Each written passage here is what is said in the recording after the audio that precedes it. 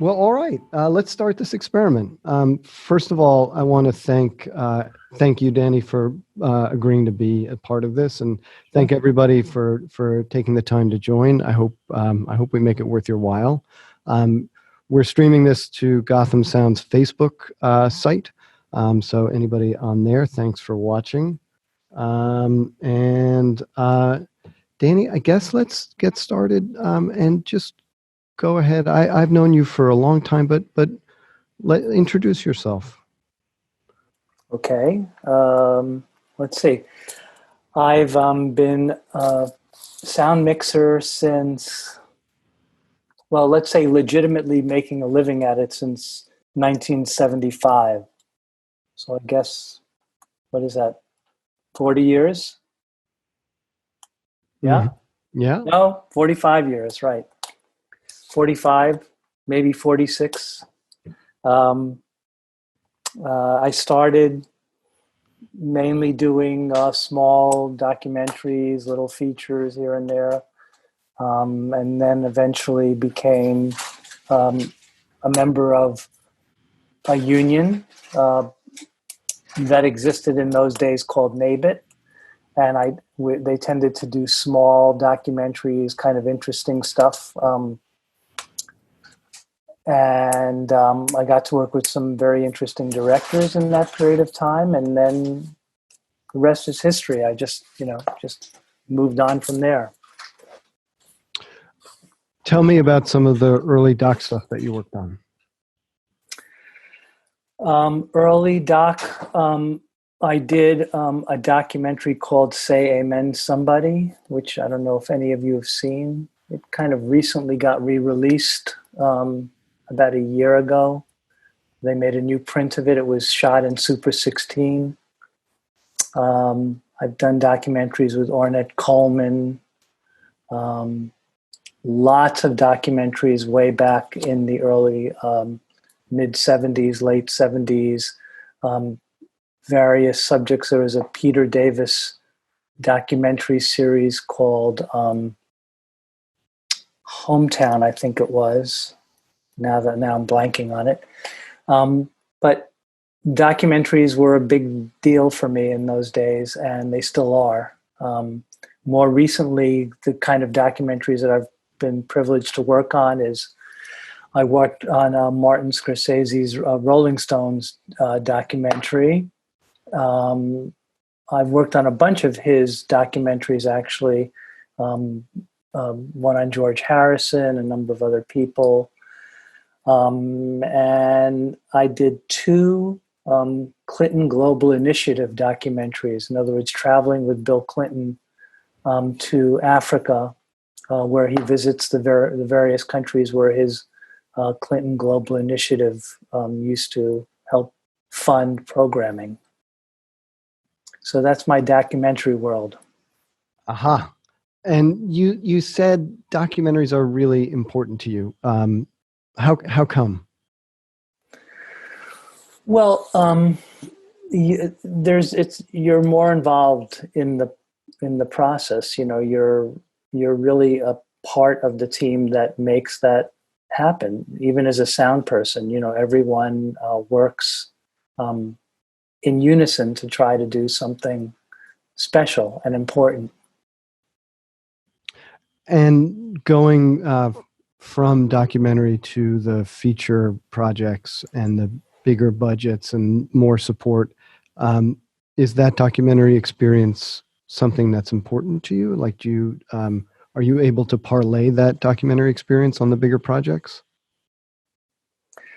Well, yeah, in documentaries, at least when they started, you had to get the sound. You know, you had to make it work, and it never occurred to me that you could ever forego that. So when I started doing features, I kind of took that point of view that somehow or another I had to get that sound. And in fact, one of the earliest real feature films I did, I'd done a lot of like low budget, but one of the first real films I did was a movie called Alamo Bay that was directed by Louis Malle. And Louis Malle, I don't know how many of you know him, was a French uh, director who also did a lot of documentaries, but also did some unbelievable movies in his lifetime. And he hired me because of my documentary background. He hired me because I was a documentary sound man, and he knew that I would get the sound. I have a question. How's the like mixing sound for documentaries are different than features? Like, what are the set of problems you face more likely in documentaries than you don't face in features? Well, in a documentary, it's not always going to an office or someone's home. You know, you're going to different environments and different situations, most of the time with no real prep. And so you have to be on your feet and figure out what is important. What's the sound that you need to focus on getting?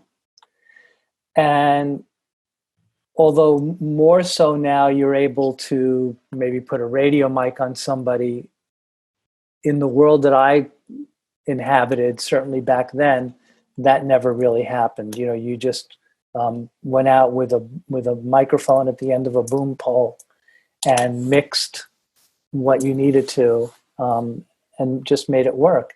And you had more of a connection to the cinematographer, the DP, if you will, because they knew as well that you needed to get the sound of whatever they're filming. So you would learn to, like I would learn what lens they were on. They would always be on a zoom lens in those days. And I'd always know what lens they were on based on the angle of the lens coming off their shoulder. I knew that if the lens was tipped down, they were more wide. I knew if the lens was more straight and level, that they were tight. And they also knew that if I went and started crowding their frame, that there was a reason. And the reason was the person was speaking too softly or the background was too noisy. And for me to get the sound we needed, I needed to push the frame so they would accommodate. You know, features are very different. Feature, you're subservient to the picture and you need to figure out how to get good sound while you're, you know, facing all the various, you know, obstacles, if you will, lighting, camera, wardrobe. What are like some of the first questions you have for the director once you receive the script?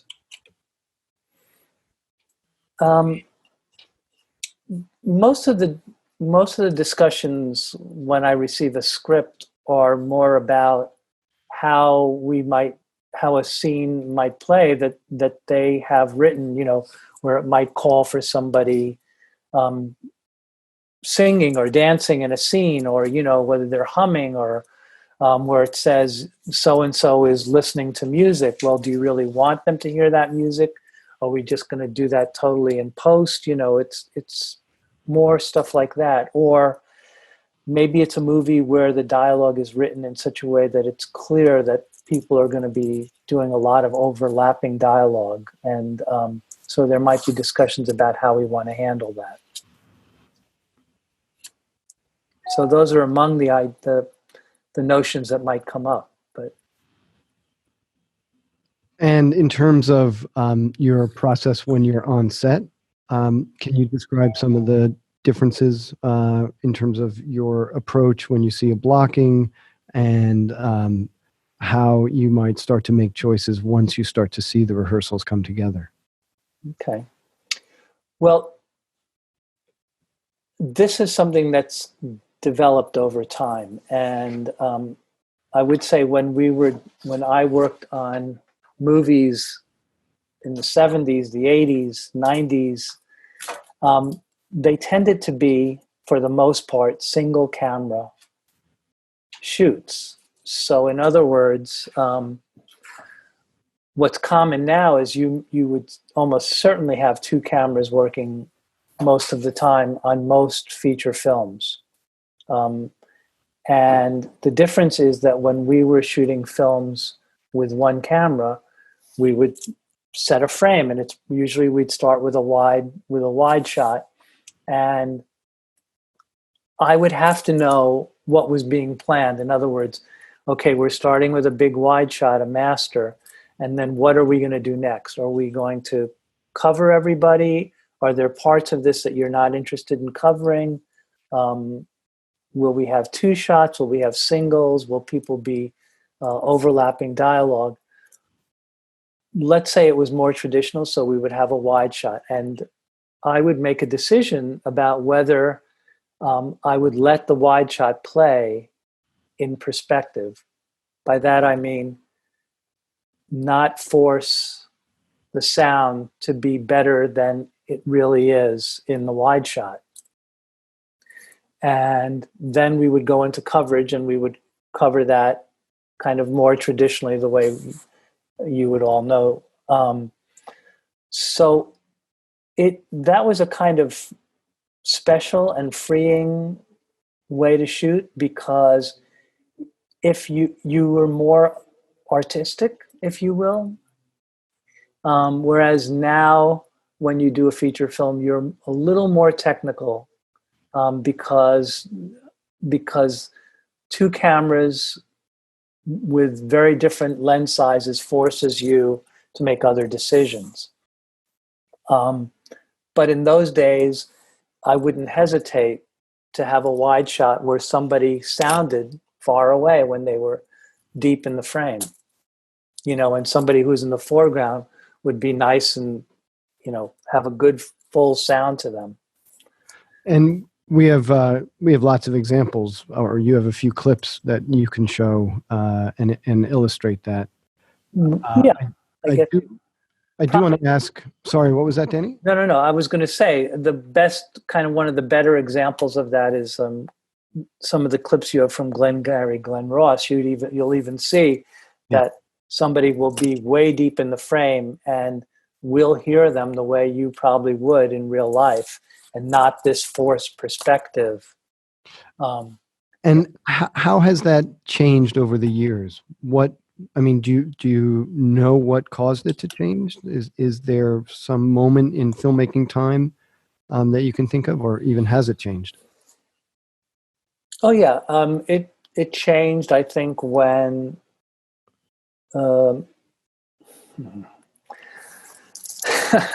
my prejudices are coming in. Well, the film business became a little less of an art form. It became more of a corporate. I mean, I used to work on films where the producing company would say, here's a lump of money for you to make your film. Go ahead and do it, and we'll see it when you're done. They just gave you the freedom, the director and the producers, to do the film the way you wanted to do it. And it's different now. Now it's a business, and I guess there's no way you can avoid that. So what happens now is you have a tighter budget, and it's a forced economy of scale, where they now need to be shooting more efficiently. So maybe where we were shooting a few pages a day, now you might have a film that needs to shoot many more pages a day. So their natural instinct is to say, oh, we'll have additional cameras, and that will make it move more quickly. Not necessarily the case, but that is the logic. And I wonder too, and Iris, maybe you can comment on this too, if there's a similar economy of scale for production, then I imagine there's an economy of scale for post-production. And those two factors together, it seems to me, drive us to be more careful, or I guess less quote unquote artistic about our sound choices. Is that fair to say? Are you asking it? Iris? Yeah, sure. The difference between going ISO, having isolated tracks, ISO tracks, then I'm sure Danny delivers beautiful mixes of his. Yeah, I know. Well, Ornette Coleman, supervising editor. So there you go. Yeah. So I'm sure you're delivering beautiful mixes, and there's a little pressure in the cutting room. Sometimes to go at the ISOs because producers or directors want to hear certain things. Mm-hmm. Yeah. And other things that Danny knows about too. Right. And also, I think that efficiency on the production side, and this leads to a Facebook question that we have, means more cameras, more simultaneous cameras. Mm-hmm. And so, Danny, I wonder how do you handle those situations when you're dealing with recording with multiple cameras? Well, you have to. I mean, I guess the answer to that is it depends. If they're in fact doing a wide shot, that maybe 4 characters are in, and all of a sudden there's a camera who comes up and does a shot like this on one of the 4 characters. It's unlikely that it'll be sufficient to have a big wide shot in terms of sound perspective without getting something closer on that other actor. So therefore it starts to put pressure on you to wire a number of actors. And then for me, losing the gift of having this nice sounding wide, maybe not even that wide, but just a nice sounding track that goes with 4 people in a room. All of a sudden you have this forced need to hear the single, somebody who's like in a shot like I'm in right now, and hear them with much greater presence. So the only way to do that is to put a microphone on them. So that changes the whole gift of what you could do. And all of it is legitimate because these are needs, if people are cutting a film, they want to have all these tracks. And, so it takes that, what I was talking about, the art of it from sound, and just makes it more of a technical. Now I'm overdoing it and maybe dramatizing it too much. I mean, you can still do nice work and you try your best, as I do, when I mic people, to still make it sound a little more natural, not very tight and congested. But those are compromises that you make. Should we watch a clip from Glengarry? Yeah, I'm trying to remember which. Were there 2 clips? There's 2 clips. One is when the cops are interrogating in the office, right? And the other is at the bar. Right. Well, the cops in the office maybe will give you a better sense of the perspective, and then I could just talk about what happens in the bar, only because there's an interesting story about. And Iris will appreciate it. But let's look at the cops. All right. Let me. So what I'm going to do for everybody is, has anyone seen this film? Oh yeah. You should talk about the film. Yeah, Iris, you have. It's Glengarry Glen Ross. Anyone else there? Yes, I love it. It's okay. Absolutely. All right, good. So in the chat, I have had some directors who were shocked to find out that I had worked on it. They went, "What? How's that possible?" And I said, "What? I did." Shocked in a. And then more shocked when I said, and the only time we used a radio mic was for a scene that happened in the rain, where we really didn't have any other choice. And they'd go, "How is that possible?" Why were they shocked? Where? Why were they shocked? Like what? Like, it's a good movie. Well, I'm just saying, because from the point of view of people who Okay. I mean, you realize I'm pretty old. Yeah. So the point of view of younger producers or directors, like they can't imagine how a film gets shot without radio mics. Yeah.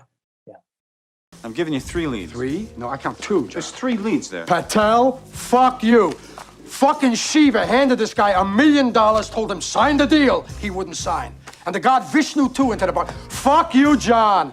You know your business, I know mine. Your business being an asshole. I find out whose fucking cousin you are. I'm gonna go to him and figure out a way to have your ass. Fuck you. I'm waiting for the new leads.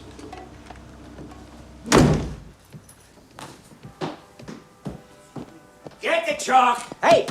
Get the chalk! Get the chalk! I did it. I closed the cocksucker. Get the chalk! Put me on the board, John. Put me on the Cadillac board, huh? Williamson! Hey, pick up the fucking chalk. Rick, 8 units Mountain View. You sold 8 Mountain View. You bet your ass. Who wants to go to lunch, huh? Who wants to go to lunch? I'm buying. Hey, Williamson. $82,000, 12 grand of my commission, huh? On Deadbeat Magazine subscription leads. Who? Bruce and Harriet Nyborg. Read it. What the hell happened here? Fuck. Huh? I heard them on River Glen. What happened? Somebody broke in. 8 units. Yeah. Hey. Shelley. Ah, big deal. I broke a bad streak. Shelley the Machine Levine. That's great. Ah, thank you, George. Hey, grab the phone, call Mitch. They took the phones. Huh? I don't know. They took the leads, they took the cash, took the contracts. And a robbery. When? Last night, this morning. Well, they took the leads. Fucking asshole. What? They beat you with a rubber bat. Cop couldn't find his dick 2 hands and a map. Anybody talks to this asshole's a fucking asshole. I'm gonna turn states. Fuck you, Ricky. I ain't going out today. I'm going home. I'm going home because nothing's accomplished here. Anybody talks to this guy. Guess what the machine did? Fuck the machine. Mountain View, 8 units. Cop's got no right to talk to me that way. I did not rob the place. Did you hear what I said? Yeah, he closed the deal. 8 units, Mountain View. You did that? Yeah. Fuck you. Guess who? When? Just now. Guess who? You just this morning? Harriet and blah blah Nyborg. You did that? Yeah, $82,000. Those fucking deadbeats.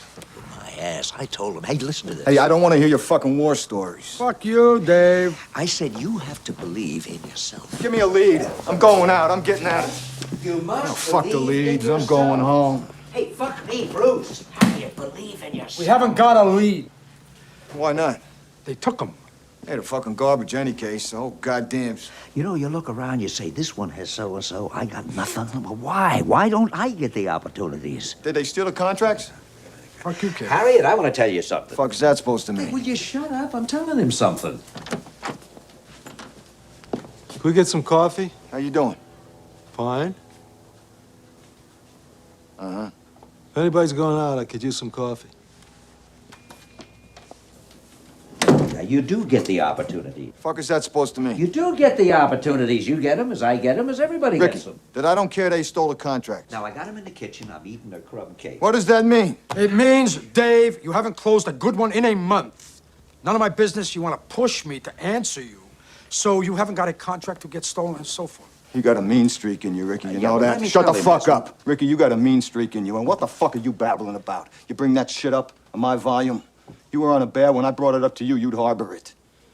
You'd harbor it a long, long while, and you'd be right. Who said fuck the machine? Fuck the machine? Fuck the machine? Fuck the machine!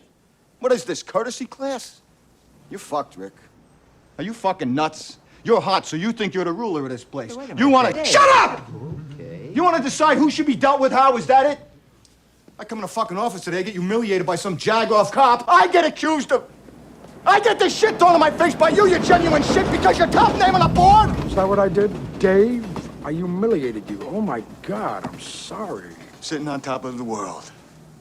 Sitting on top of the world. Everything's fucking peach fuzz. And I don't get a moment to spare for some bust-out humanitarian down on his luck lately. Oh, fuck you, Dave. You know you got a big mouth. You make a close, this whole place stinks with your farts for a week. How much you just ingested. Oh, what a big man you are. Hey, let me buy you a pack of gum. I'll show you how to chew it. Ooh, your pal closes, all that comes out of your mouth is bile. Ooh, how fucked up you are. Who's my pal, Vicky? What are you? And what are you, Ricky, huh? Bishop Sheen? What the fuck are you, Mr. Slick? What the fuck are you, friend to the working man? Big deal. Fuck you! You got the memory of a fucking fly! I never liked you anyway. What is this, your farewell speech? Going home. Your farewell to the troops? I'm not going home. I'm going to Wisconsin. Have a good trip. Oh, fuck you! Fuck the lot of you! Fuck you all!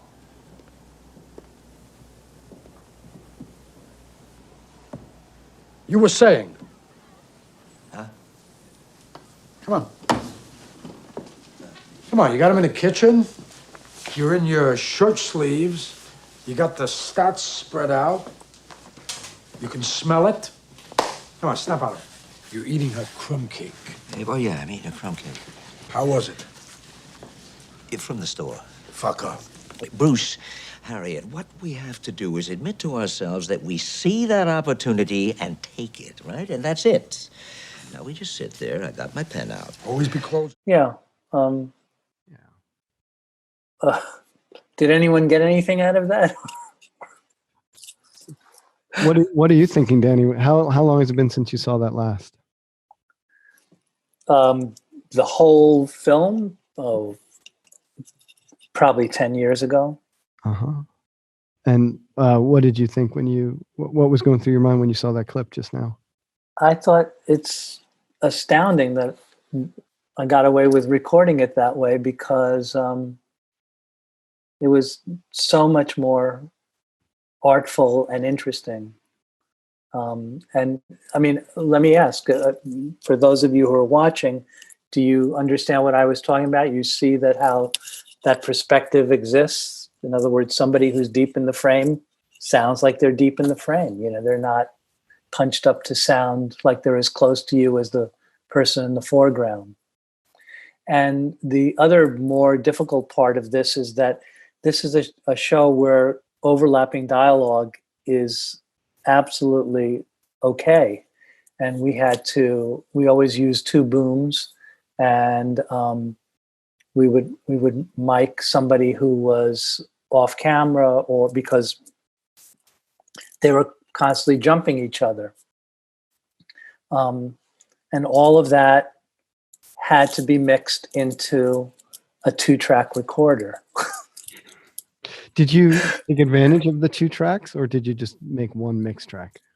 Well, we took advantage of the 2 tracks because certainly you had to if you're going to do overlapping dialogue. Mm-hmm. But you know, I've been in situations on some movies prior to that where we only had 1 track, and you know, we would mix live to the picture. You know, more than 1 mic to a mono track. Incredible sense of space. I mean, I feel like I'm in the room. Right, which is what you ideally want it to feel like. And there's never a moment where I struggle to hear. Everything is really it's realistic without being overly in your face. Well, here maybe this is a good example. Have all of you been to the theater in the last, I don't know, 5 or 10 years? There are 2 ways that theater sound is done. Everyone is mic'd, and everyone sounds like they're right on top of you. And then there are some shows where no one is mic'd, and it sounds incredibly natural, and somebody turns away from you and their voice drifts a little bit away, but you still hear them. That's kind of like what we were doing. Yeah. So this was all like boom. No. Yeah. I'll tell you, there are probably a couple of situations. Well, this was a set that we built, right? Yeah. And there were times that the camera would be low and raking so you would see all of the ceiling. Yeah. And we couldn't get a boom deep enough into the frame. So every once in a while, not a lot, I would put a stash mic like at a desk for somebody who was very deep in the frame.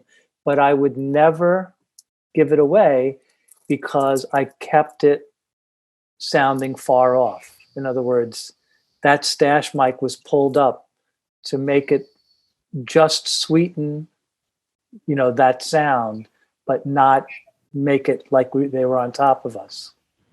In other words, if you had listened to that microphone alone, the one that was stashed, let's say, at a desk, it would sound like I'm sounding right now. But when you mixed it with the boom that was in the foreground, it would feel kind of the same, but just pull up enough of that voice so that you didn't totally lose it. Yeah. Do you, in a situation like that, one camera like Glengarry, are you conversing with the director and the DP to understand what the coverage is going to be? Or are you just strictly caring about camera perspective? In those cases, it was a little of both, because sometimes they would know that they weren't going to cover something. Like now we tend to cover everything, but they would, they'd say, "Oh no, you know what? That shot where there was a shot where Kevin Spacey was walking off in the background." Mm-hmm. And you could he did feel like he was fading away, but I knew that we weren't covering it. So it got it to a point where it was reasonable. You could still hear what he was saying, but it's helpful to know in those cases that you're not covering it. And in terms of working with the DP and the gaffer, are there specific conversations that you have to make sure the lighting is friendly for booming? Yes. Oh, without a doubt. I don't recall terrible issues, but every once in a while, when you were shooting away from the windows, they were pushing hard light through. We might have a shadow on a wall that an actor was standing by. And so we might get some help in that. Now, I don't know if you see the whole show, you can tell, but they were literally changing the height of the lighting as the day progressed to imitate what was happening as the sun goes down. And that was a good trick because, you had to be aware of what time of day it was supposed to be. But we were doing a lot of stuff like that. There were great choices sound design wise too. I mean, the background train, the L train, and right. Yeah, that was fun. It all works. It all worked together. While we're on Glengarry Glen Ross, there's another clip, and this one is Jonathan Pryce's character at the bar. Right. And what do you remember why we picked this clip? It wasn't just Jonathan. No, it Pryce was. at the bar. I think. Well, I don't know if we don't have to see it unless people want to. But the only reason I had pulled that clip is I learned very early on that all dialogue counts. In a lot of filmmaking we do, we emphasize the person who's on camera, and in some cases don't worry about the person who's off camera who's reading lines. I learned very early on that all the dialogue matters. And so what happened is we would always boom with two microphones. So if we were doing a shot on Peter and I was the other character, we would still mic me as well.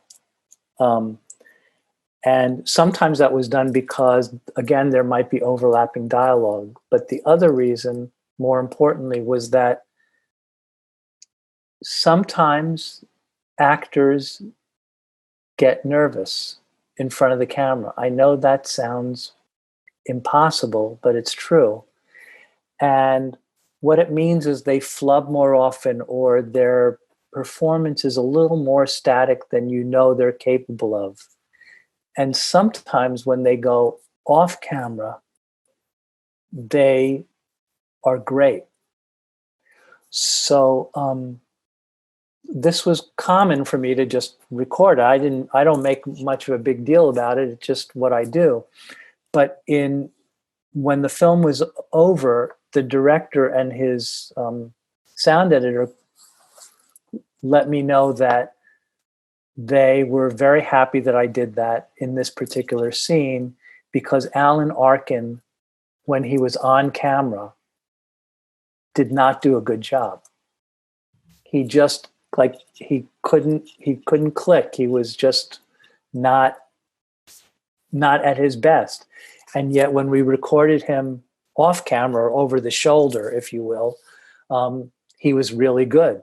So they were able to steal a lot of that really good stuff and put it in his mouth when he was on camera. In other words, steal his better performance and put it back in, so to speak. So that's really, I think that's the only reason in particular that I had asked you to use that clip at some point. I think it's worth showing and talking about. Yeah, I mean, from a dramatic point of view, it's very interesting. Yes, and it's wild how much this comes up as a sound person now. It's sort of when you realize that and you give the editor options, they're really appreciative of having different reads. And yeah, let's go ahead and let's watch. None of them we worry anyway. Why? What can we get for him? 4. For the leads? What can we get for the leads? I don't know. $10 to throw, 15 maybe? I don't know. For the leads, you're saying? Say somebody took them, went to Jerry Graff. Yeah. How many leads we have? The Glengarry, the premium leads? I've got to think they've got 500, say 500 leads. You're saying a fella, you're saying, could take those leads and sell them to Graff? The leads to Graff, yes. I was saying, yeah, a guy could take, like anything else, it seems to me, that is negotiable, a guy could sell them. How do you know he buy them? Because I worked for him. You didn't talk to him? No. What do you mean? Did I talk to him about this? Yeah. Are you just talking about this, or were you just talking about it? Yeah, we're just speaking about it. Speaking about it as an idea. Yes. We're not actually talking about it. No. Talking about it as a... No. As a robbery. As a robbery? No. Well.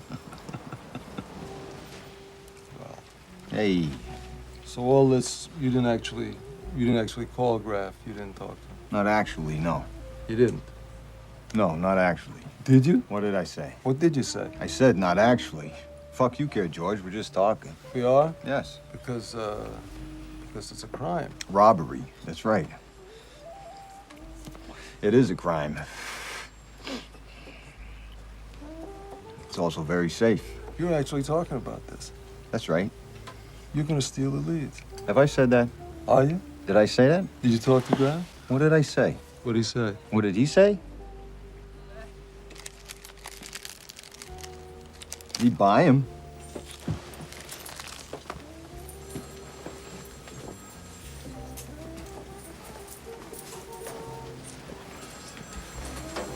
You're gonna steal the Glengarry leads and sell them to Graff? Yes. What's he gonna pay? He figures there's 500 leads at, say, $10 a piece. That's $2,500 each. Each? Each? That's right, George. What are you always saying, me? You and me. Yeah, that's exactly what I'm saying. $2,500 a piece, you and me, for one night's work in a job with Graff, working at premium leads. Job with Graff? Is that what I said? Give me a job? He could take you on, yes. I guess I'll start backwards with my questions. And if anybody has any other questions, they should jump in too. At the end of the scene, when he brings him over to the bar, but the camera stays by the phone, how did you make that transition? Because it sounds completely natural. Or is the boom just following them? The boom is just following them. It's kind of amazing how good stuff like that will sound. I mean, we take whatever precautions. I think this place had a rug, so that helps. So that was a location. That was not a set. Yeah, that was a real location. And other than the set of the office, everything was a location. I mean, there weren't that many, but that was a location. No, that was human voices recorded with a good microphone. Well placed and well placed. Yeah. I have just a nerdy mechanical question. When they're at the phone and they hear an off-camera voice, do you, in any kind of turns, right, and to talk a little quieter? Do you remember how you guys did that? Did they take their own cue? Did somebody interrupt them? I think they took their own cue. This was a different world. Yeah. Yeah. They knew that that's what was happening, and they would just kind of do it themselves. We didn't have somebody calling out or saying, I love the rhythm. I mean, Mammoth's rhythm is amazing. I'm reminded of something that Peter told our group when we toured Gotham. I mean, we see it in this clip, in the last clip, how much the performance of an actor depends on their voice. These are, world, Alan Arkin. Yeah. They're just, we just know them through their voice. And for you to give them their voice is just wonderful. Oh, yeah. Thank you. I mean, it was really, important for me to just record them in as natural a way as I could. Amazing. And for all the students out there, do you kind of get, I mean, I don't want to make you feel like you're being left out of this discussion. I mean, do you understand what is going on here? I mean, think of what we have now. And I don't even want to talk about sound equipment for a minute. Think of the amazing cameras and lenses that we have now to shoot films. Okay? But there are films that would blow your mind in the way they look, and they were shot 40 or 50 years ago, or longer, hell, 100 years ago. And, the equipment was, so to speak, primitive compared to what we're dealing with now, but it's just, how you look at it. It's the honesty that you approach what you're doing, and the thoughtfulness about, taking the time to figure out what you're trying to say with a lens. And the same thing happened for sound people like me in those days, that I could see what we were trying to do. And maybe there were times where I was flummoxed because, it's windy and we're outside, and somehow I've got to get this noise, and they're going to be pushing a track and there'll be that noise. But all in all, ultimately you're trying to do something special. And unfortunately for me, we've lost some of that, but I think you can still have an appreciation of it and find ways to bring that to work that you're doing now. And, whether some of you won't be sound people, you'll want to be directors or DPs or something else, but you can still bring that sensibility to what you're doing. And it pleases me if you figure that out, that there is a way to achieve that better kind of goal in filmmaking, even in the days that exist now, where we're trying to do lots with more camera and more people and try to do it in less time. I think that's an incredible point. You're talking to 25 directors Plus Facebook. And I would encourage everybody, I think in a funny way, today's iPhone rivals some of the, cameras like the 16 millimeter camera that I shot with on film. But it doesn't matter unless you have an intention with it. Yeah. Like there's a style of documentary interviews that I've been seeing lately that I don't understand. What style is that? Well, where the person who's being interviewed is talking to somebody off to the side, so they're not looking anywhere near the camera. Now, there are different styles. I mean, there are some people that want you to look directly at the camera, which to me is a little unnerving. But we always used to have somebody to look at who is right by the camera, so that the person who's being interviewed is basically talking to you. I don't understand if we're trying to get an emotional lift from someone who's being interviewed in a documentary when they're looking off to the side to somebody who's clearly nowhere near the camera. It doesn't make sense to me. But, that's just me, and I don't know if that's everyone else, but all I want is for any of you who are out there who think you're going to direct or shoot or whatever, think about this stuff. Don't just go out and mimic what you're seeing now. Go and look at interesting documentaries, and I think there's a lot to be learned. I have a question. Like for me, the sound of like the analog sound in the old movies is so beautiful and so rich. Mm-hmm. Like sometimes I wish like, can we use that technique to like record the sound for like a movie right now? And I was talking to one of my friends, and he was saying that's actually possible to record digitally and like transfer it into like analog in his way or something. So I was like wondering if like there are still people, directors who are interested into like having analog sound recorded on their movies, and if like not, is it possible to transfer the digital recorded sound to like analog? I mean, yeah, it's been, people record record albums digitally and then they master in analog. I'm not sure it's the same thing.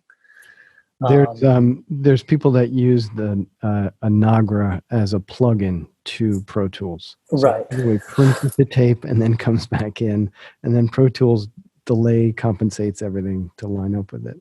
But Hassan, at the risk of really igniting a war on the internet, I would caution you against associating the nostalgia of the sound of analog with the directorial and filmmaking skills involved, the storytelling itself. I think that it's the story and the way the story is told that, at least for me, gives me that feeling. I love my Nagra. In fact, Matt Price is watching on Facebook, and I actually got it through him, and a long time ago. But it by itself did not make great sound. It was, the way like Danny's talking about, the way things were shot, how everything going into the Nagra was manipulated and skillfully used. The Nagra itself, as much as I love it, I don't think was responsible for the magic. It just added a little bit to it.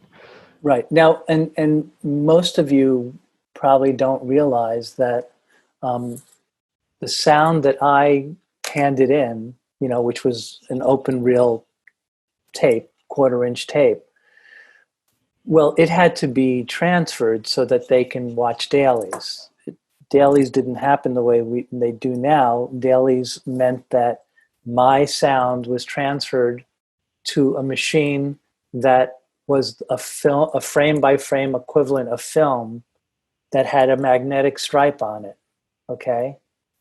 So let's say I did a 2-track recording like I did on Glengarry, and there was actually an actual person who took my tracks, those 2 tracks, and transferred them to this, what we called mag stock. So I had to give that person instructions based on the shot that we were filming. So in other words, let's take an example of what we just saw at the bar. Okay, if we were over the shoulder of Alan Arkin, onto why am I blanking? Ed Harris. Ed Harris. I would give some written instructions to this person who over time got to know how I worked, and I'd say, make the left track slightly more dominant than the right track when you transfer, because they were basically making a mono transfer, because I wanted it to sound like it looked, even for these dailies. And then when it was a wider shot and somebody was prominent, somebody was talking, and then what you were saying was a big wide shot, I'd say, have more of the right track. I would want it to feel and sound the same. I have a question about the clip we just saw. Could I? Of course, yeah. I noticed there's this kind of like cool moment in the scene where the camera passes from being behind them to in front of them, right, across the 180, and the sound kind of intensifies, and you kind of hear a whoosh. I was kind of wondering if this was all done like kind of like mixing in post, or if there was some decisions on set that you did to kind of like create that enhancement sound. That whoosh, which helped enhance it for you, was really the whoosh of a dolly. It was the dolly? Track. Yeah. And not bad enough that you would say, oh, that was unusable, but in a way kind of helped that moment. I wondered if they used that as inspiration for a sound design moment. Yeah, maybe. I mean, let me say this. It was better that it was that than what's commonly being used nowadays on TV and stuff, where they're using these, just awful contraptions to move a camera side to side. They're very noisy. So, but that's interesting that you heard, because I'm very aware of it, but I always think to myself, somehow it kind of works, It totally works. Yeah. I had a question too, actually. Sure, it's not about the scene, but it's more of a general question. And I'm sorry if I'm being a little bit. I'm sorry if I don't know too much about this, since that's fine. Don't worry. I'm personally deaf in my left ear, but I was wondering, have you ever used in your work? Have you ever used stereophonic boom mics, or just stereo microphones ever? Is it something that is even practical? It's not practical for dialogue, although I did work on a film for, it was kind of an industrial show where they wanted us to do stuff like that, where we recorded dialogue with a stereo microphone pair. The reason it's tough is that if I'm looking at the two of you and one of you is on the left side of the frame and you're on the right side in the stereo image, well, when you shift this way, the sound flips, and it's very disconcerting. It's really interesting to hear what you hear in a stereo image when you have stereo speakers that go with that. But from a practical point of view for dialogue anyway, it's tough. It's tough on the brain. Yeah. I remember talking to Jeff Pullman and Drew Cunin. I think Jeff may have done stereo recording with Hal Hartley, and Drew, I think, did it with Jim Jarmusch. But I think that those kind of films and the way they make their films with wide tableaus really do lend itself to production stereo recording. Mm-hmm. Right. Yeah, for that it would work. But if you're starting to use it and make cuts with stereo pairs, it's not so exciting. So we have about 45 minutes, and I think it's a good chance to move on to 8 Mile and to talk about your experience on 8 Mile, if that's okay, Danny. Sure. The ideas that we were just talking about, intention and craft, how did that apply on 8 Mile, which if you look at it superficially, it seems like a commercial project, but I think that there's much deeper things to look at it. Mm-hmm. How was it? What was your experience like on that movie? Well, it was really tough, but very rewarding in terms of what I feel we accomplished. No singing in that movie. Nothing that you see is anything but live. It's all live, and that includes if they were just like out in the street and they're doing a song, and it was all live. Nothing to playback, which is unusual for a movie of that type. But I didn't see any other way that it would make sense. I mean, this was all about playing with rhythms and jockeying with lyrics. So we just made it work, Was that your idea or their idea from the beginning? The Curtis Hanson, the director, is that right? Yeah, Curtis Hanson had just assumed that it would all be to playback, to which I worked with a wonderful music editor named Bob Shaper. And Bob Shaper and I said, no, there's no way to do a film, that had this kind of rapping and, there's no way to do that to playback. It would make no sense, and it would not be as interesting at all. So it should all play live. The most that would happen is we might, we would give Marshall an earwig that had a beat in it, just so he could keep a beat, so we could be consistent from one shot to another. But oftentimes that wasn't necessary either. But what we ended up getting, I think, was really great. And that again was something where I basically had a 2-track Nagra, and the only time was during those basement battles.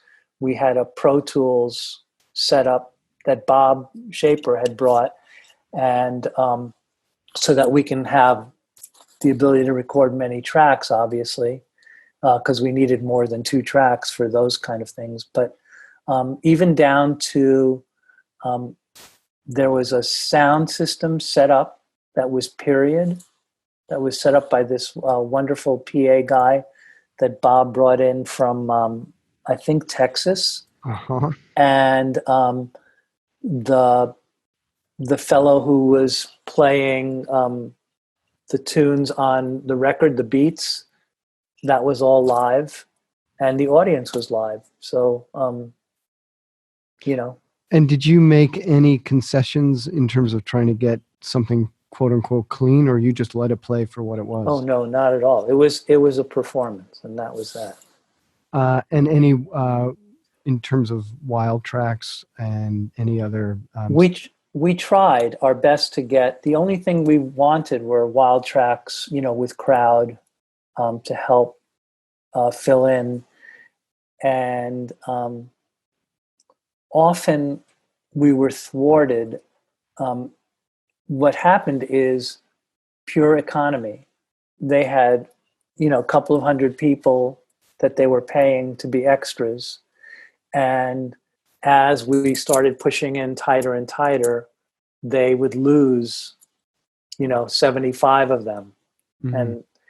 And so what was happening is that the fill of the crowd and the interaction between that crowd and the artists was not there in the brilliant way that it was in those bigger shots. So it was a little bit of a fight to try to get that, but not always won.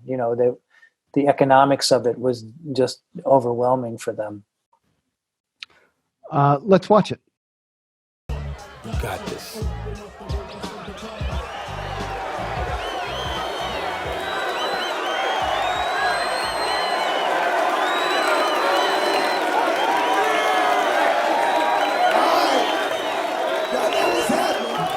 It's the championship round, and yes, believe it's real.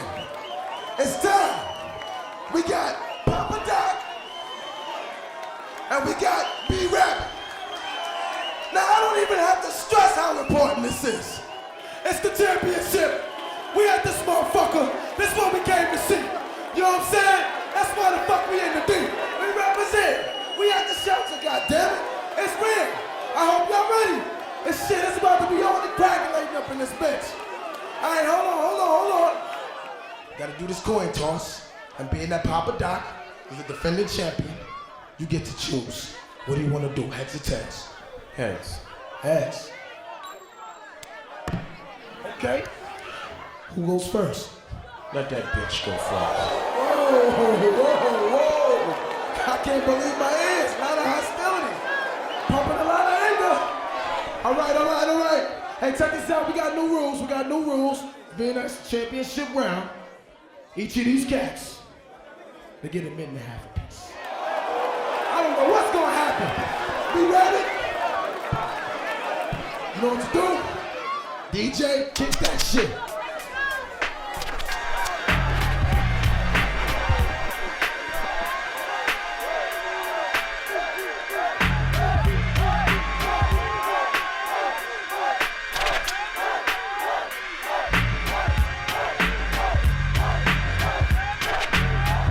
Everybody from the 313, put your motherfucking hands up and follow me. Everybody from the 313, put your motherfucking hands up. Look. Now while he stands tough, notice that this man did not have his hands up. This free world's got you gassed up. Now who's afraid of the big bad wolf? 1, 2, 3 into the 4. 1 pop, 2 pop, 3 pop, 4. 4 pop, 3 pop, 2 pop, 1. Your pop, he's pop, no pop, none. This guy ain't no motherfucking MC. I know everything he's about to say against me. I am white, I am a fucking bum. I do live in a trailer with my mom. My boy Future is an Uncle Tom. I do got a dumb friend named Cheddar Bob who shoots himself in his leg with his own gun. I did get jumped by all 6 of you chumps. And Wink did fuck my girl. I'm still standing here screaming fuck the free world. You'll never try to judge me, dude. You don't know what the fuck I've been through. But I know something about you. You went to Cranbrook, that's a private school. What's the matter, dog? You embarrassed? This guy's a gangster? His real name's Clarence. And Clarence lives at home with both parents. And Clarence's parents have a real good marriage. This guy don't want to battle, he's shook. Cause ain't no such things as halfway crooks. He's scared to death, he's scared to look at his fucking yearbook.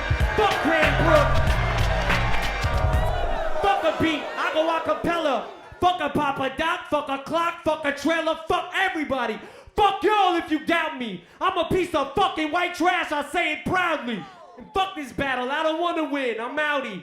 Here, tell these people something they don't know about me.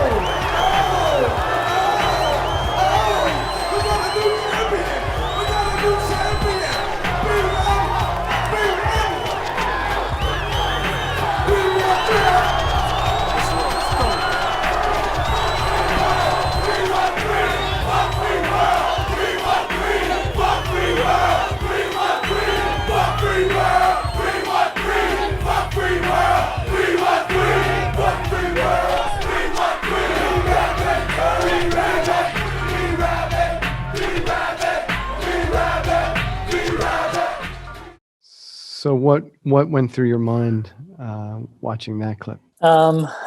Do you know that show was shot a month after 9/11? So it was pretty intense time. Kind of feels like what's happening now. Wow. But no, I mean, I feel, good about what we did. I mean, that was, like I said, all live.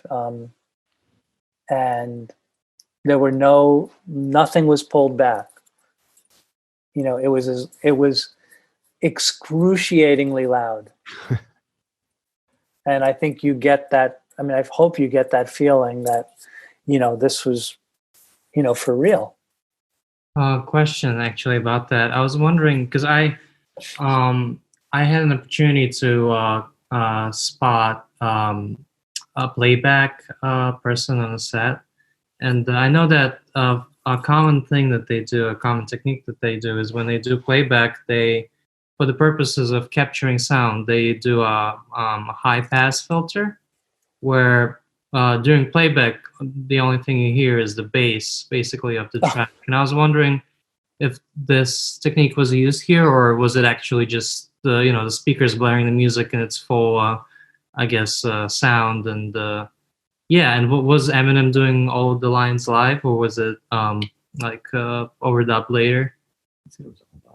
No, that's the point. This was all live, like it would be if you were in a concert. Wow. Okay. Our task was to record it. Can you break down the choices that you made? And loud audience, loud PA system. The PA system has to be loud because you want the crowd to react, and Yeah, so but plus the performance wanted to be loud the way it would be. Yeah. So there we had stereo, 2 tracks for the phonograph, the two turntables, and we had the hand mic, and we had the other hand mic, which the announcer guy had, which was just a standard SM58, and obviously the hand mic was a radio mic, and we kind of doctored it up so it looked a little shabby, so it wasn't so sparkly and new looking. And then we had a number of mics out into the audience. I think we had 4, 2 a little like midway and 2 deep.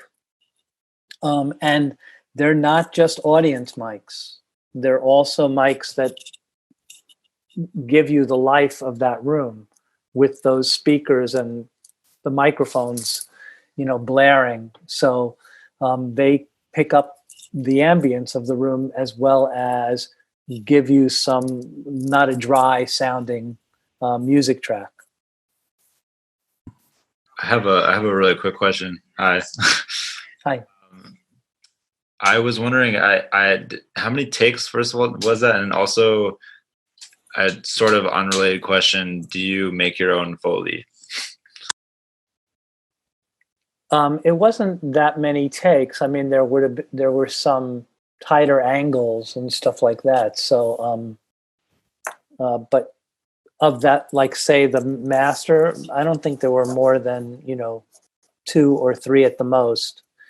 And I'm not even sure there were that many. I'm trying to remember. It's just like, and then they kind of moved in, and it was all handheld coverage. So, and then the other question was about Foley. Do I make my own Foley? Yeah, I was just wondering if you record Foley, if you have like a library or anything like that. No, we used to do that more so back in what I'll call the old days, but more so now there's less time because everything is about time.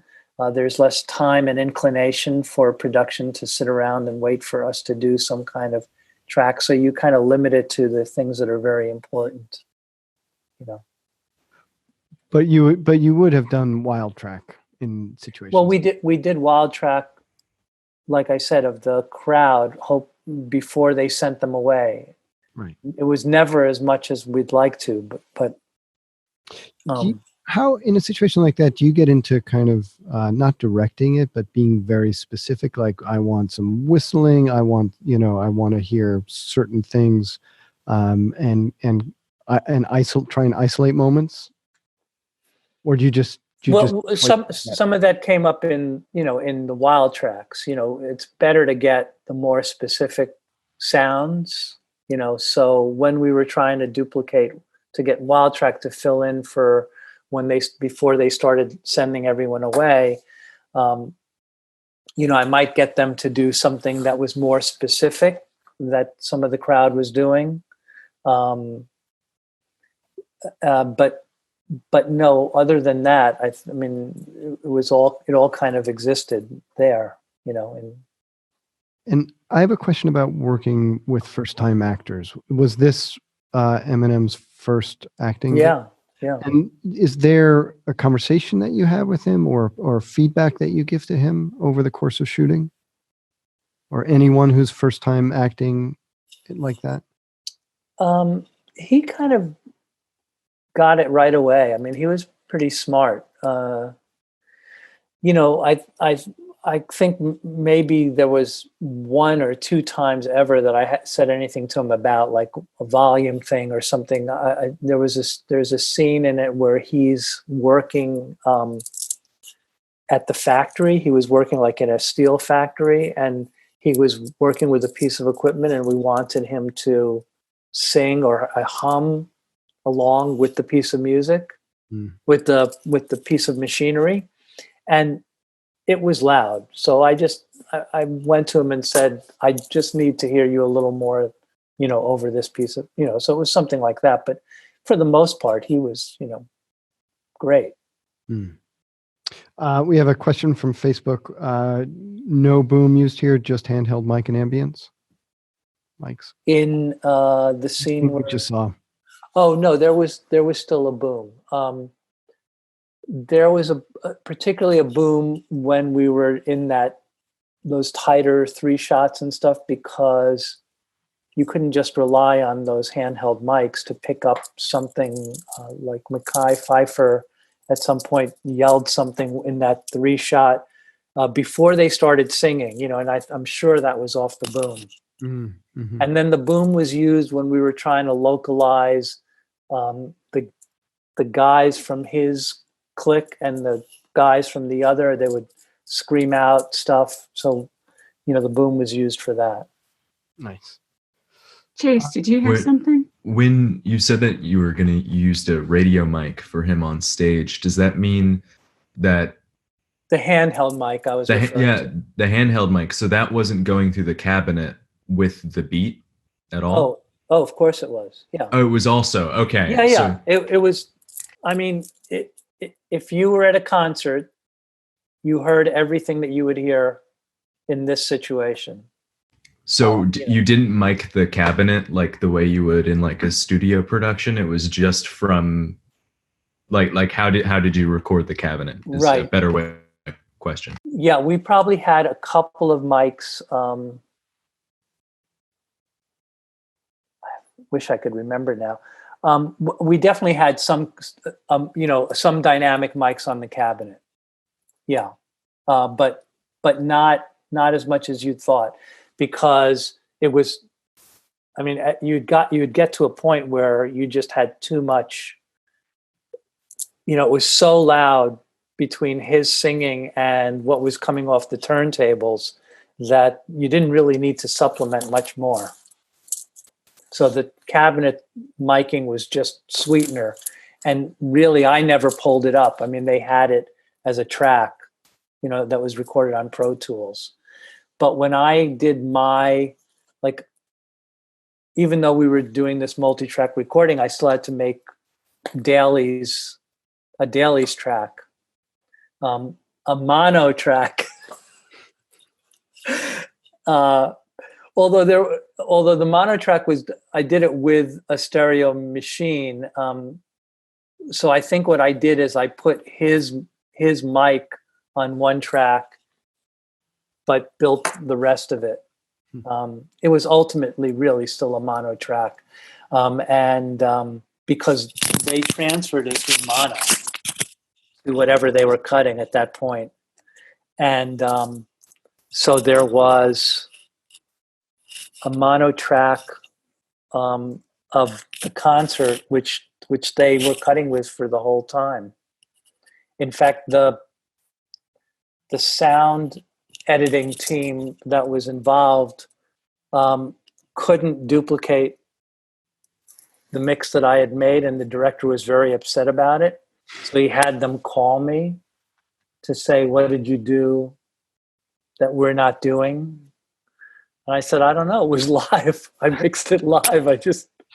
Who knows anymore? Wow.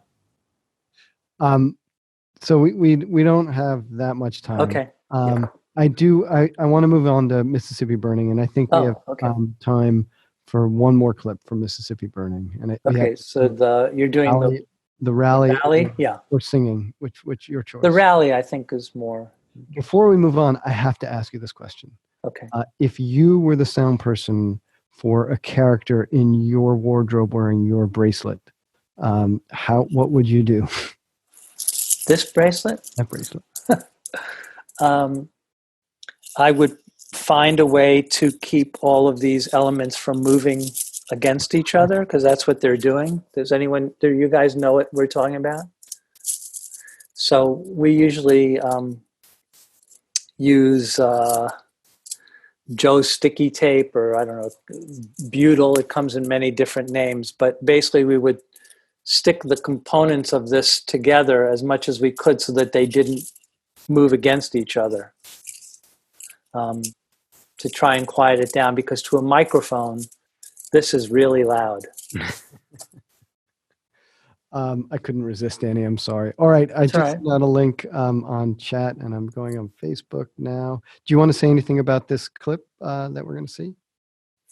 It's I don't know if you guys have seen Mississippi Burning, but it's this big rally at night where we had hundreds of extras, and directed by a pretty great director named Alan Parker, who I will tell you does something that most directors don't do.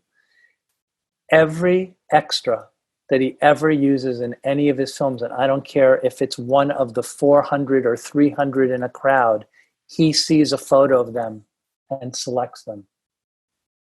He never has an extra that he hasn't seen.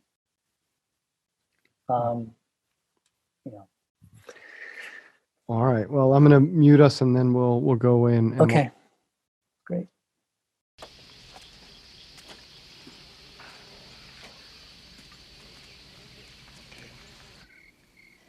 I love Mississippi.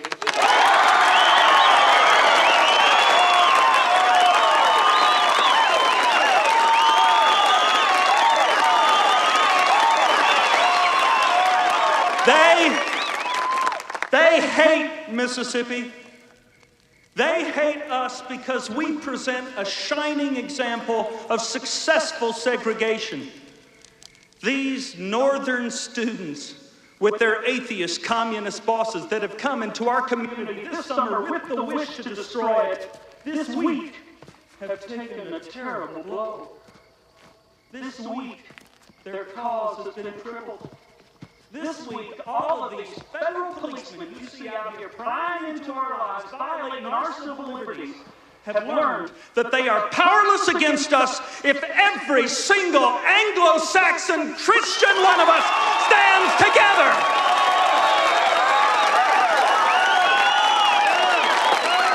This week.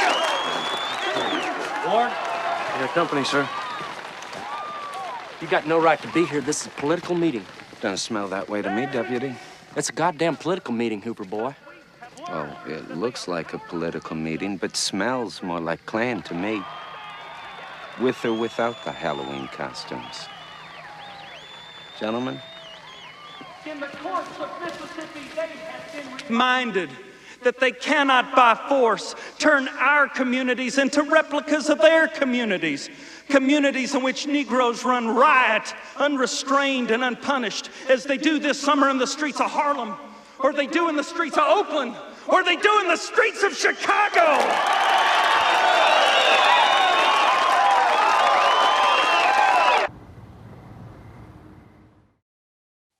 All right, we're back. All right. I have to say, it's eerie to watch that clip in modern times. Yeah. They still happen. They're just dressed differently. Yeah. Why did you choose that clip to show? Well,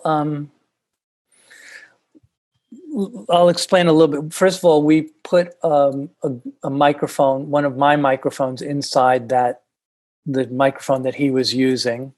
And this was shot late at night, and you can see a lot of young kids and a lot of people out there in the crowd. And we set up some speakers to amplify his sound. And what we did first, which is not unusual, is that we shot all the big wide shots because we wanted to, get that sorted out, big wide shots, shots of the crowd reacting, all of that happening with him doing his speech and the speakers blaring loudly. And then we started pushing in on him. So maybe we had, a full shot on him and a little more of the stage.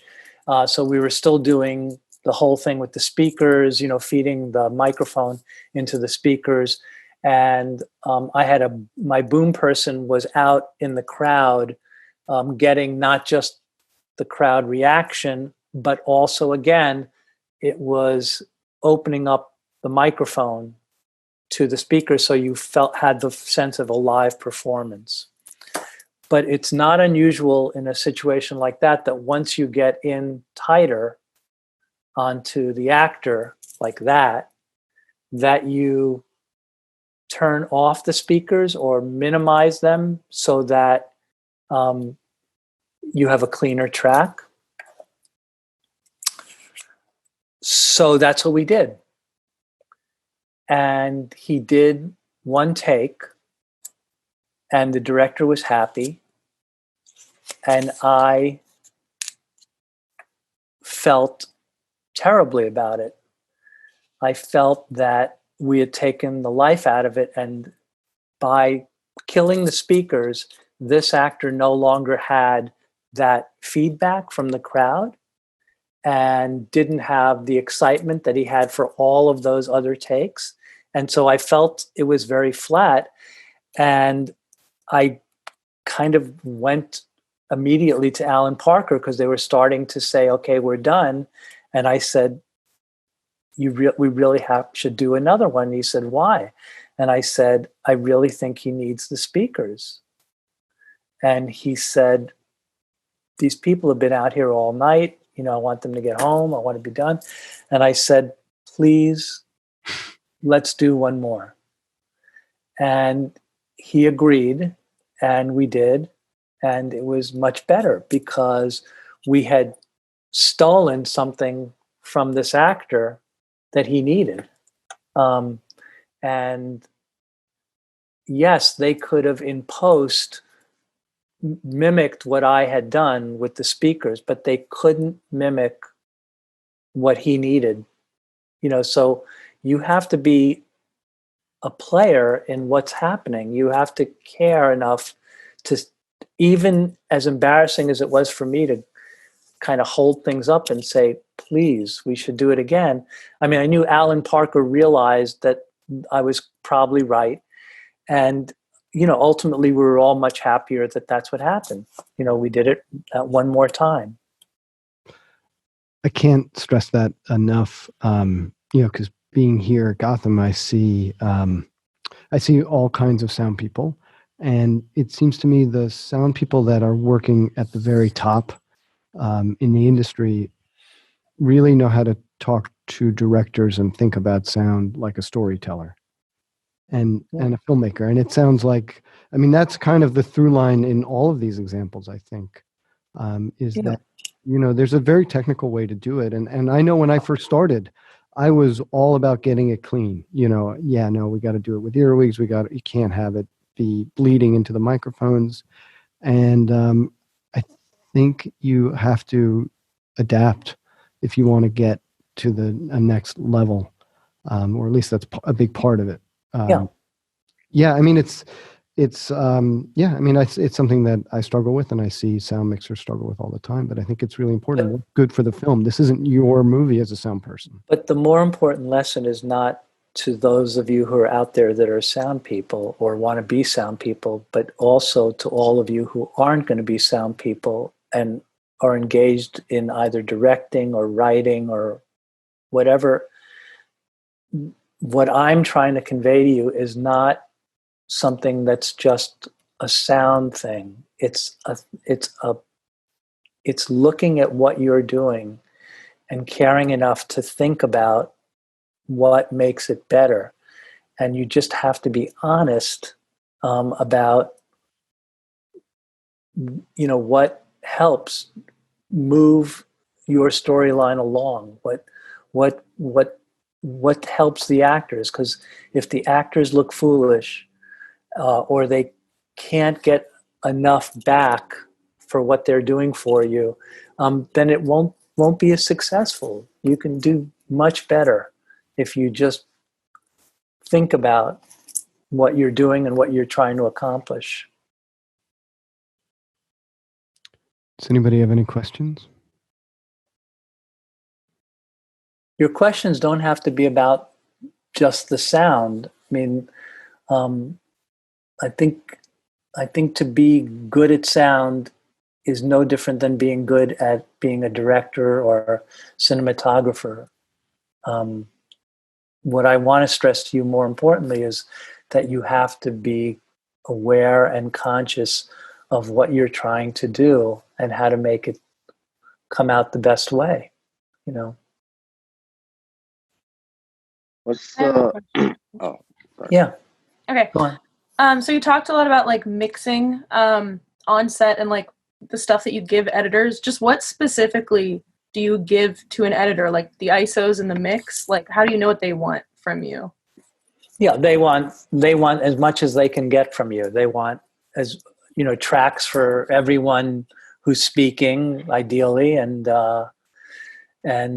clean tracks, hopefully, and you know that's what they want. It's different.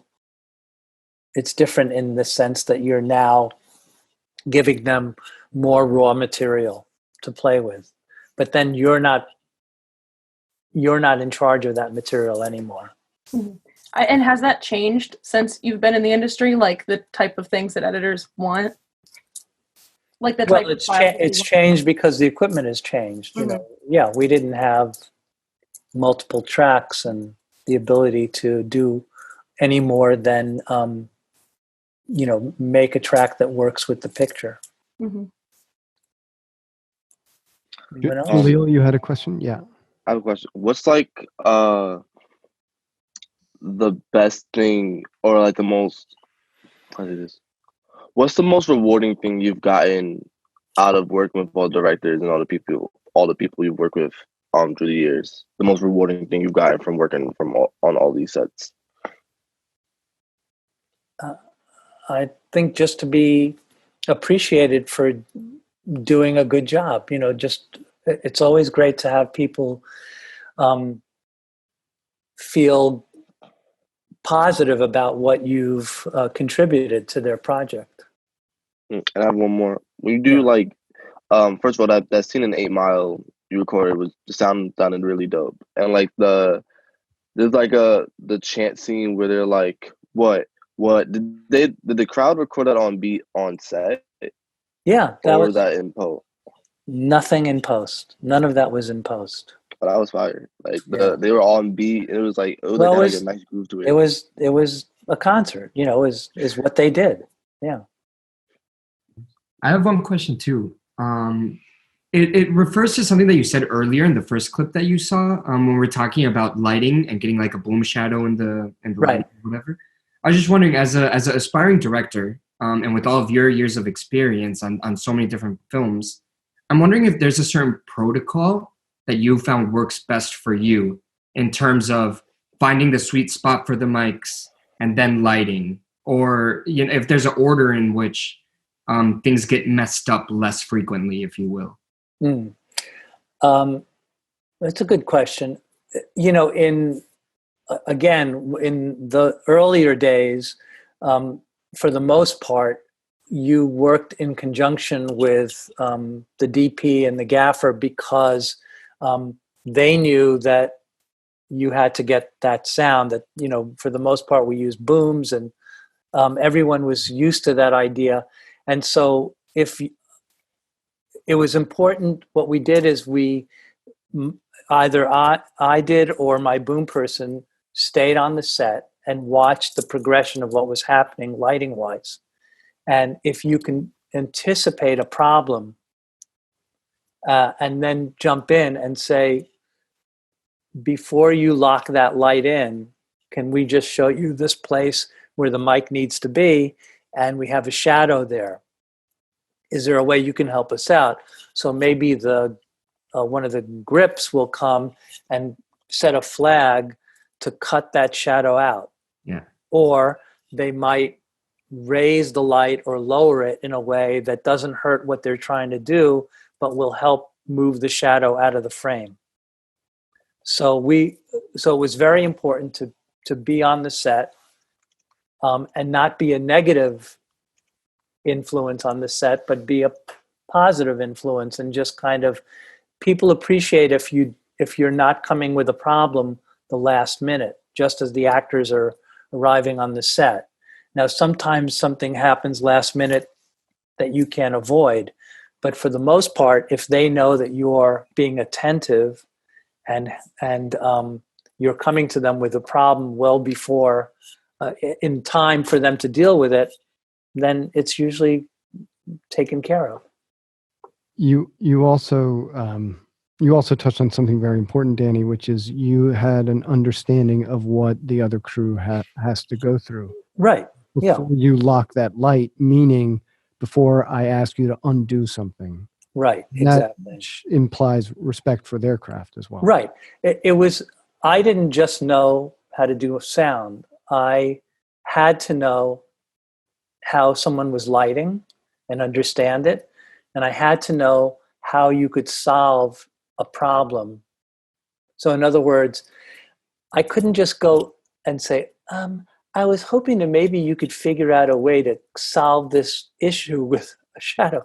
It was more helpful if I could say, we're having an issue with a shadow from the microphone over here, and I'm wondering if it's something you could flag off from over there, or is it possible that the light can move a foot over to the left, in which case the shadow would get shoved over just past the right of the frame, So you had to work cooperatively to make that happen. Anyone else? Is there a reason, like at school, we have a lot of boom microphones that have a switch with a high cut, like built into them? Mm-hmm. Is there any reason to use that now that we have like really good graphic EQs and isotopes that you can just do that type of mixing in post, or is there like a reason to use it well on set?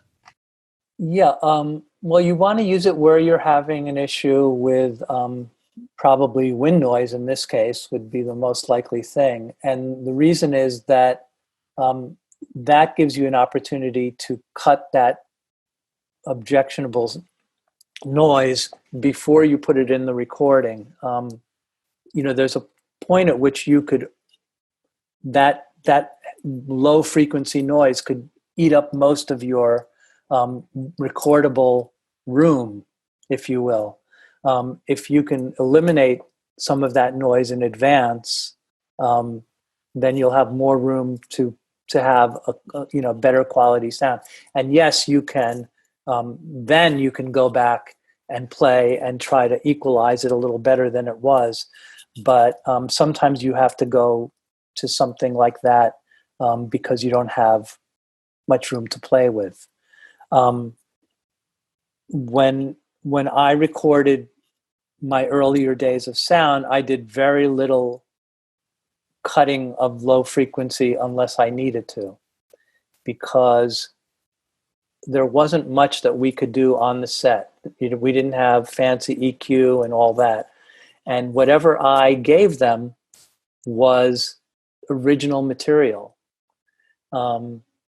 So I didn't want to doctor it up too much, because they would be in a studio, the re-recording mixer would be in a studio with lots of equipment and could do a nicer job than what I could do on set.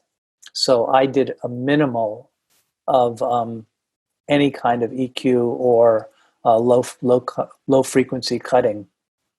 But in a case like you're stating, I think you'll know if it's an issue, because you're all of a sudden hearing this thumping from wind. Make sense? Yeah. I think we have to end it there. Okay. I will. I have to say, Danny, thank you so much. That was sure. Thank you. That was amazing. That was a pleasure. Yeah. Can not to put you on the spot, but can I share your email address privately with the students if they have any questions? Sure, absolutely. Yeah. You and I talked before the live stream that we would do some problem solving. We're going to push that to next Tuesday. We've been getting a ton of questions about how do you record sound in this new era. And a lot of it involves using the tools you have at hand, which is often phone. And so we'll do a deep dive into that next week. Okay, and I'll say one more thing about that, and that's fine. But that affects all of you, even if you don't care about doing sound. Anyone who wants to be a director or an editor or a DP, all these issues that come up for a sound person will help you make a better film. Yeah. So yeah, if you want to discuss that next week, we could do that. Awesome. All right.